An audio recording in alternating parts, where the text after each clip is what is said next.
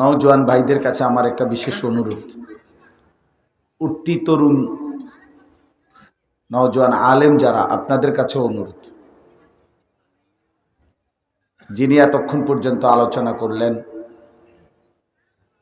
তিনি বাংলাদেশের এমন একজন আলেম যিনি বারবার কারা নির্যাতিত, একবার দুইবার না, বারবার, এবং দেশ জাতি রাজনীতি ইসলাম জিহাদ ফি সাবিলিল্লাহ, কিতাল ফি সাবিলিল্লাহ এবং প্রজন্ম নিয়ে ভাবনা, একটি জেনারেশনকে কিভাবে গড়ে তোলা দরকার, আগামীর পৃথিবী কি হওয়া উচিত কিভাবে, এই নিয়ে অসাধারণ সুচিন্তিত গবেষণা ফিকির যিনি করেন তিনি এমন মানের একজন আলেম। আমি ব্যক্তিগতভাবেও ওনার অসংখ্য বয়ান গাড়িতে বসে বসে মোবাইল থেকে শুনি, অনেক চমৎকার চিন্তাশীল গবেষক, বাস্তবিক অর্থে উম্মাহ দরদি একজন আলেম, আল্লামা শায়েখ মুফতি হারুন এজহার দামাত বারাকাতুহুমুল আলিয়া। বিগত জালেম ফেসিস্ট সরকার যখন ওনাকে গ্রেফতার করছিল তখন সেজদা দিয়ে তিনি পুলিশের সামনে সেজদা দিয়ে আল্লাহর কাছে শুকর আদায় করছিলেন। এজন্য অনেক সাহসী বিপ্লবী এক চেতনার মানুষ।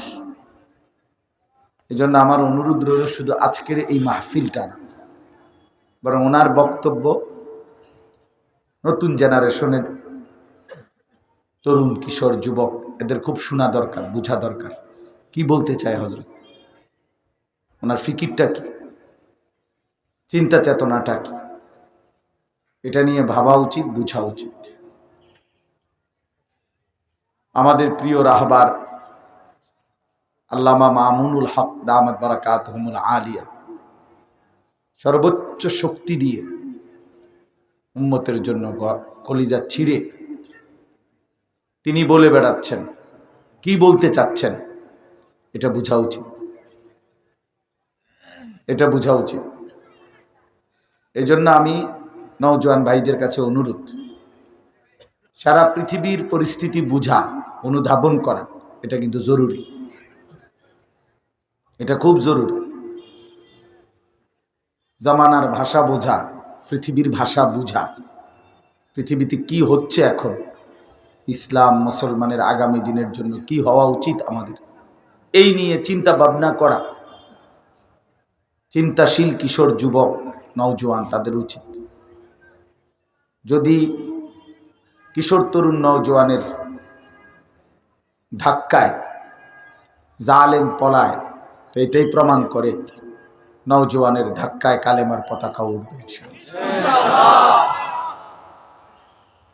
এটাই সত্য, এটাই সত্য, এটাই প্রমাণ। বাংলাদেশও 5ই আগস্ট 36 জুলাই এটাই প্রমাণ, সিরিয়াতেও 8ই ডিসেম্বর এটাই প্রমাণ। বাংলাদেশেও এক ফ্যাসিস্ট পলায়ন করেছে, সিরিয়াতেও এক জালেম পলায়ন করেছে। এজন্য এটাই সত্য যে বাস্তবতা, কিশোর নওজোয়ান আল্লাহ তাআলা তাদের শরীরের মধ্যেই, তাদের জিন্দেগির মধ্যেই শক্তি রাখছেন, এটা আল্লাহ প্রদত্ত।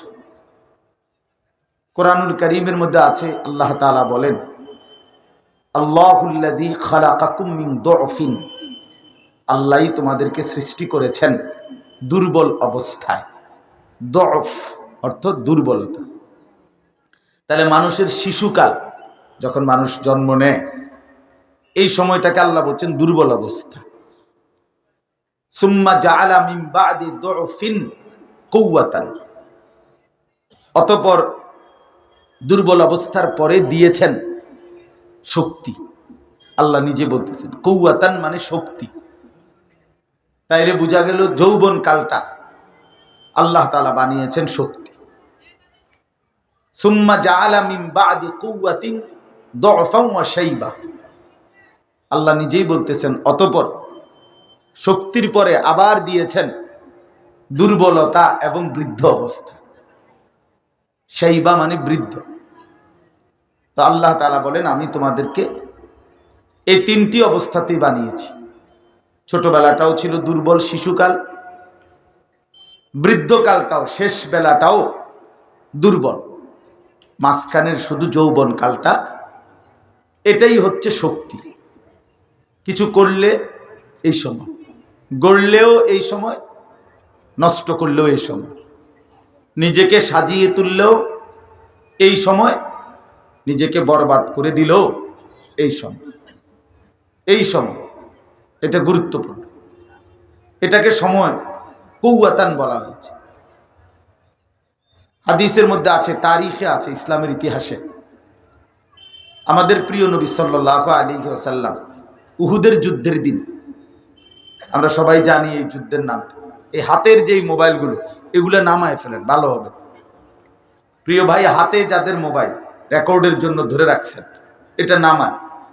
আমি বললাম ভালো হবে, আমার কথাটা মাইনা দেখেন, ফায়দা হবে। আমাদের চেহারার দিকে তাকায়া শুনেন। নওজোয়ান ছেলে তোমরাও শোনো ভাই, চেহারার দিকে তাকাইলে বরকত হয়। সরাসরি নজরের কারণে দিলে জমে কথা। মাঝখানে এই মোবাইলটা ধরে রাখলে নজর মোবাইলটার দিকেই বারবার যায়, এতে দিল জমে না, নিজের দিলে আসে না, মোবাইলে আসে। তাইলে এই জন্য সামনাসামনি শুনলে, সরাসরি শুনলে বরকত হয়, বরকত। তো বলতেছিলাম উহুদের যুদ্ধের দিন আল্লাহ নবী সাল্লাল্লাহু আলাইহি ওয়াসাল্লাম,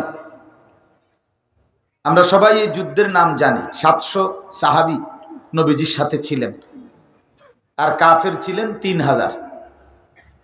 1000 নিয়ে রওনা দিছিলেন, পথিমধ্যে 300 মুনাফিক চলে গেছে। তাহলে আর মাত্র নবীজির সাথে সৈন্য ছিলেন 700 জন।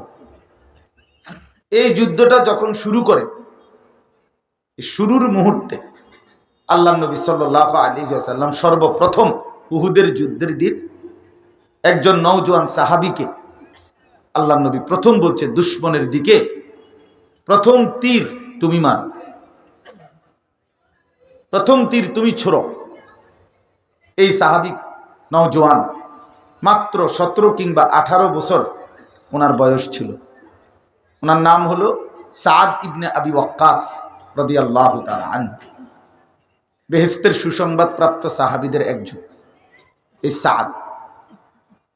কিতাবের মধ্যে আছে নবীজির জীবনে অসংখ্য সাহাবায়ে কেরাম প্রতিনিয়ত নবীজিকে কথার প্রসঙ্গে মহব্বতে সাহাবীরা নবীকে বলতো যে ইয়া রাসূলুল্লাহ, আমার মা বাপ আপনার জন্য কুরবান। এটা বলতো আর কি মহব্বতে, ফিদাকা আবি ওয়া উম্মি। কিন্তু নবীজির জীবনে নবীজি একবার শুধু একজন সাহাবীর জন্য নবীজি বলছে, ওই সাহাবীকে বলছে, আমি মুহাম্মাদের মা বাপ তোমার জন্য কুরবান।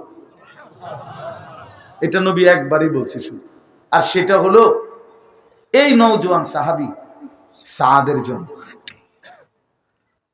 এই যুবকের জন্য আল্লাহ নবী এটা বলছিলেন সেদিন, এই উহুদের যুদ্ধের দিন যখন ওনাকে প্রথম তীর মারতে বলছেন, তখন নবী সাল্লাল্লাহু আলাইহি সাল্লাম বলছেন, ইরমি সাদ ফিদাকা আবি ওয়া উম্মি।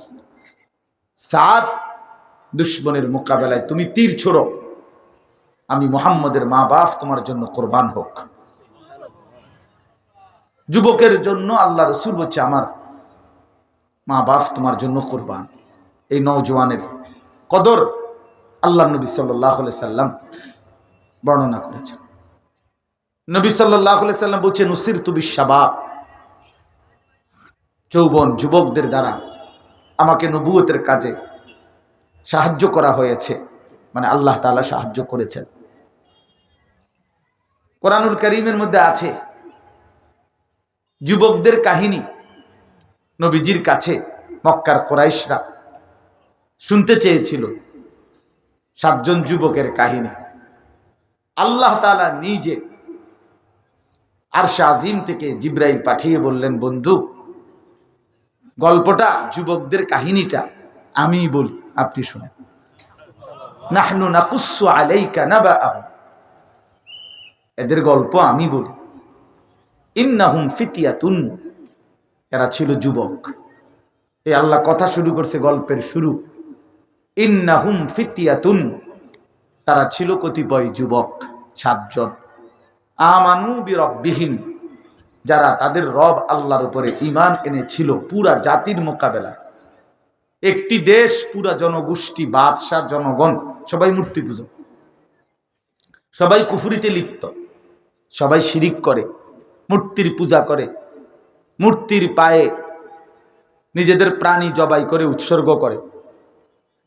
এরকম নিকৃষ্ট মূর্তি পূজক। কিন্তু সেই মানুষগুলোর মোকাবেলায় পুরা দেশ, এমনকি বংশধর, জনগণ, বাদশাহ, সবার বিপরীতে এই 7 জন যুবক সর্বপ্রথম ইসলাম পূর্ব যুগে তারা প্রথম ঈমান এনেছিল আল্লাহর উপর। আল্লাহ তাআলা বলেন ওয়াজিদনাহুম হুদান, এই 7 যুবকের ঈমান পুরা জাতির মোকাবেলায় যখন এনেছে, আমি আল্লাহ নিজে তাদের হেদায়েত আরো বাড়িয়ে দিলাম। তাহলে যুবক যখন আল্লাহর পথে আগায়, তো আল্লাহ তাআলা তার হেদায়েত, তার জান্নাতের রাস্তা, তার চলার পথ, মঞ্জিলে মাকসুদ, তার গন্তব্য আল্লাহ আরো বাড়িয়ে দেয়। ওয়ারাবাতনা আলা কুলুবিহিম ইদ কামু, আল্লাহ তাআলা বলেন ওই বাদশার সামনে, জনগণের সামনে, পুরা প্রশাসনের সামনে, সমস্ত বাহিনীর সামনে যখন এই 7 যুবক দাঁড়াইছিল, আল্লাহ বলেন আমি তাদের কলিজার ভিতরে তৎকালীন ওই বাদশার সামনে দাঁড়ানো অবস্থায়ও আমি ঈমান তাদের অন্তরে একদম মজবুত করে রশির মতো বাঁধা দিলাম, টাইট করে বাঁধা দিলাম। তারা বলে উঠল বাদশাকে, বাদশাহ রব্বুনা রব্বুস সামাওয়াতি ওয়াল আরদ। বাদশা জিজ্ঞাসা করছে তোমাদের রব কে? তারা বলছে আমাদের রব তিনি 7 আসমান ও জমিনের রব যিনি। লান নাদউ মিন দুনিহি ইলাহান লাকাদ কুলনা ইদান শাতাতা, আল্লাহকে ছাড়া আমরা আর কাউকে ডাকবো না, যদি ডাকি সেটা অন্যায়, সেটা অপরাধ, সেটা শিরক, সেটা কুফর।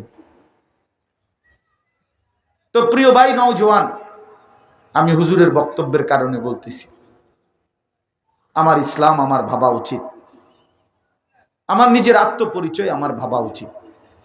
এই 7টা যুবক যখন এরকম সাহসিকতার সাথে পুরা জাতির মোকাবেলায় নিজেদের ঈমান প্রকাশ করছে এবং গুহার মধ্যে গিয়ে আশ্রয় নিছে, আল্লাহর কাছে তারা দোয়া করছে, কোরআন শরীফে আছে সূরা কাহাফ, তারা আল্লাহর কাছে গুহার মধ্যে আশ্রয় নিয়ে দোয়া করছে 7 যুবক, রব্বানা আতিনা মিন লাদুনকা রাহমা, আল্লাহ আপনি আপনার পক্ষ থেকে আমাদের 7 জনকে রহমত দান করেন, ওয়াহাইয়্যি লানা মিন আমরিনা রাশাদা, আর আমাদের চলার পথ আপনি আমাদের জন্য সহজ করে দেন, বলে দেন, বাতলে দেন। কি করব আমরা দেশের জন্য, জাতির জন্য, উম্মতের জন্য, মানুষের পরিবর্তনের জন্য আমরা কি করতে পারি, আপনি বাতলে দেন, আপনি সহজ করে দেন, আপনি বলে দেন, আপনি দিক নির্দেশনা দিয়ে দেন। কোরআন শরীফে আছে, আমি এভাবে বলি। আল্লাহ তাআলা তাদেরকে বললেন, যুবক তোমাদের ঈমান আমার বড় পছন্দ হয়েছে, তোমাদের হিম্মত আমার পছন্দ হয়েছে, তোমাদের সাহস আমার পছন্দ হয়েছে।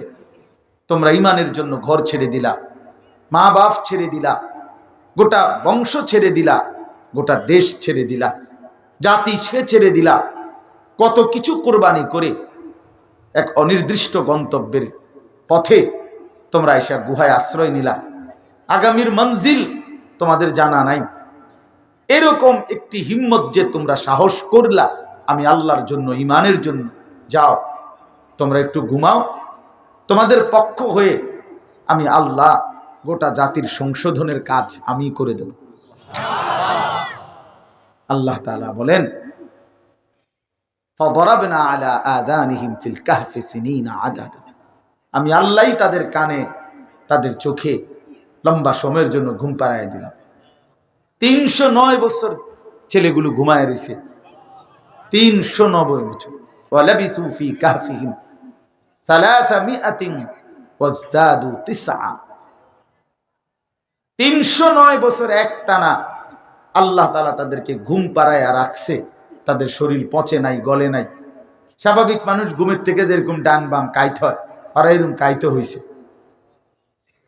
হ্যাঁ, নড়াচড়া করছে।